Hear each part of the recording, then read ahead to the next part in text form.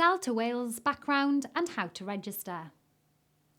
To find the right opportunities, the onus is on you as a business owner to ensure you are looking in the right places. This course goes through Sell2Wales, explaining what it is and why it is so important. We'll now run through the process of registering as a supplier. When first logging into sell2wales.gov.uk, you will need to click on the Free Registration tab. Then click Register as a supplier. Then complete the supplier details. You'll need to enter your DUNS number. Dun & Bradstreet's DUNS numbers are used as a unique identifier for businesses, which is also used for undertaking financial strength checks on companies.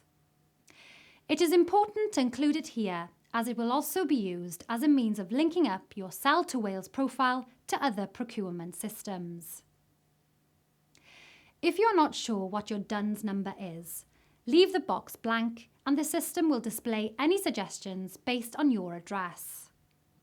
If your business doesn't appear, you can register to obtain a DUNS number for free via the Dun & Bradstreet website. If you are a construction company, and if you are registered with Construction Line, you can also add in your registration number here.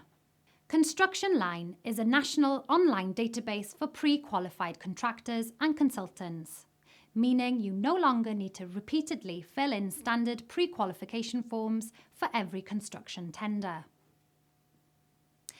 If you have not registered, you can sign up on the Construction Line website. Email address. Think carefully about which address is being used here.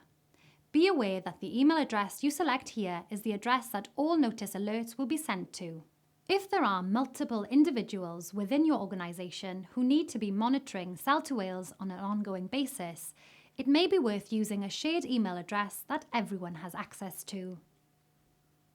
You do, however, also need to make sure that someone is paying attention to the emails that are being received to ensure that opportunities are not being missed. An activation link will be sent to your preferred email address, which will allow you to continue to log on to the website. Supplier Finder Profile. Once you have logged in for the first time, your main dashboard can be found on the Suppliers tab.